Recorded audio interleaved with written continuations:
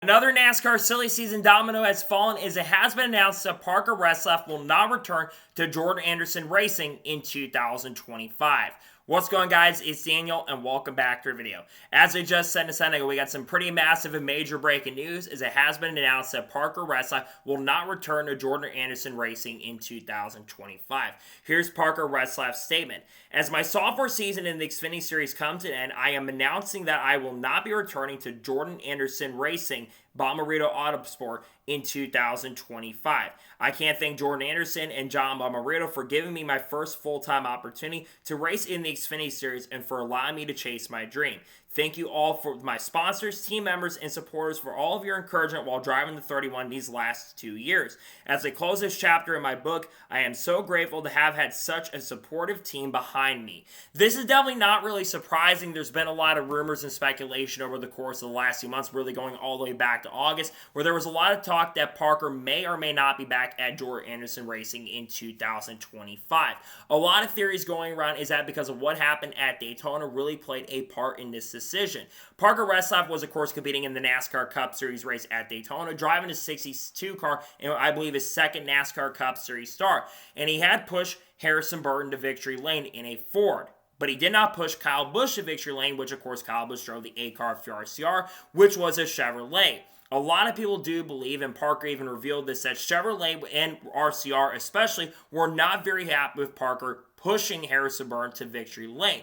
Despite the fact that even Kyle Busch even revealed this, that Parker wasn't even part of the Chevrolet and the key partner meetings. So all these people getting mad at Parker Retzlaff and Chevrolet and RCR really had no reason to be mad at him. And I do think that played a major part in this decision, which is a really, really good shame because Parker Retzlaff, in my opinion, has been very solid with Jordan Anderson Racing over the course of the last couple of years. Well, he's not won with the organization. He had outside chance and opportunities to make the playoffs both in 2023 and 2024. And in addition to that, he's gotten a couple top fives with the organization over the course of the last couple of years. And also, he got a couple pulls for the organization throughout the year. He won the Spring Richmond pole for the Xfinity Series with the 31 team and also won the pole at Martinsville as well. And generally was a really solid and pretty good threat at times, especially on super speedways where he contended for top fives on a pretty consistent basis and had a very fast car at tracks like Bristol and other tracks. And he's just a guy who knew how to qualify very, very well.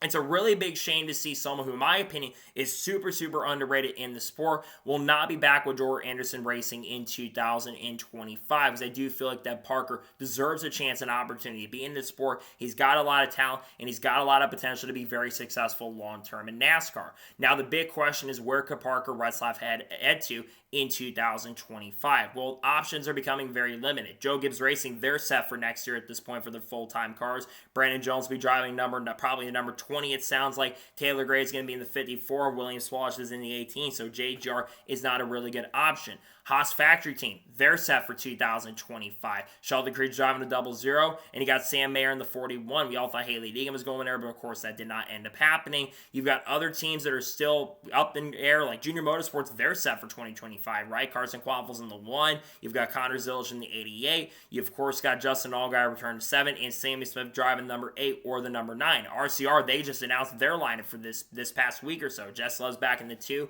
and Austin Dill's in the 21. There aren't a lot of really good options out there. Maybe Colleague Racing, but I think Colleague is completely set for next year, if I'm not mistaken. Daniel Dice driving a 10 car. The 11 car is being taken up by Josh Williams again next year. And then, of course, you have Christian Eck is moving up to drive the 16.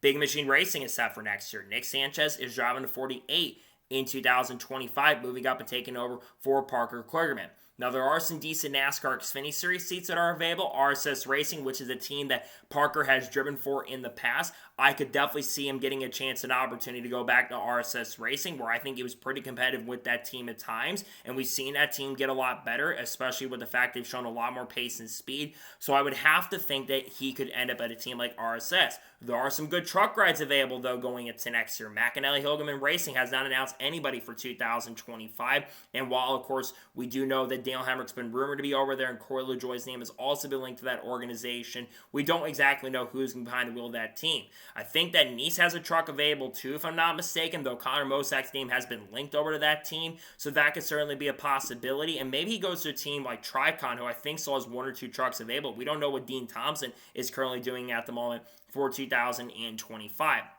But going back to Parker Retzlaff, this is definitely a really, really big shame to see him not racing in Jordan Anderson Racing in 2025 because I think he's done a really solid job with the team. Now, the big question is, because I don't know about Jeb Burton either, if he's going to come back or not, who's going to be part of this program in 2025? There have been rumors about Maya Sider that I have heard. Maya Sider apparently spoke to the media like a week or so ago, I think in Marshall, and I've heard some people have said maybe Maya Sider could end up over there next year. Maybe Anthony Alfredo. We are hearing that Anthony Alfredo may not be back with our motorsports next year. Maybe Anthony Alfredo, with the sponsorship he has, maybe he's going to end up over there, considering the fact the connections. You think about the fact that he drove for Beer Motorsports. Maybe Jordan Anderson Racing wants to take a chance on Anthony Alfredo. Maybe Chandler Smith. They got full sponsorship over there, so maybe Jordan Anderson Racing gets someone like Chandler Smith. We don't think Chandler Smith's going back to Joe Gibbs Racing next year, so maybe we see him go to a team like JAR. They do have sponsorship over there with the Bomarito Group, so I'd have to think that could be a possibility.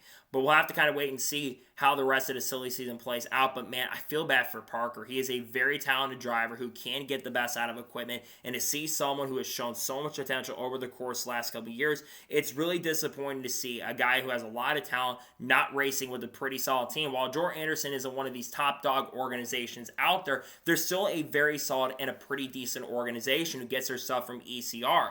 So I don't know what has happened, but I just feel disappointed for Parker, and I really hope he can find somewhere to go. He's a guy that can qualify extremely well and can get the best out of equipment. The good news for Parker, he does have funding. So if a team wants to pick him up for next year, especially with the Funkaway sponsorship that he brings, I think a team would be gladly able to pick him up, right? Maybe like JRM picks him up on a part-time basis. That could be a possibility, but I really hope he can find a ride for 2025 because I think he deserves a chance and an opportunity to show what he's capable of, and I really hope an organization can pick Parker up for 2025 because I do think he's got talent, and I think he's a very solid driver. Hope we do see him find a ride for 2025 so he can race in the Xfinity Series next year.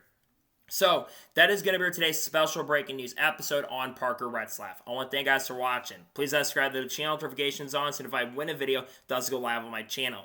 Follow me on Twitter, Facebook, and Instagram, and support me on Patreon as well. Links description below that, and comment your thoughts below on today's episode. Where do you think Parker Retzlaff is going to end up in the 2025 NASCAR Xfinity Series season? Let me know it in the comments below.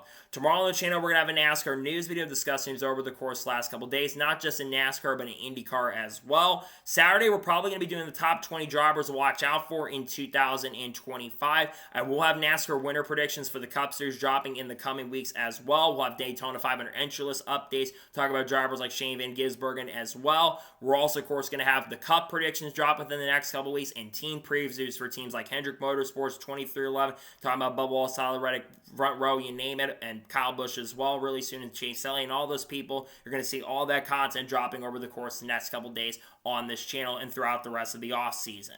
So anyways, like I said, I want to thank you guys for watching today's episode, and I'll see you guys next time for more great, awesome NASCAR content and other motorsports content on the channel like this. Take care, everybody.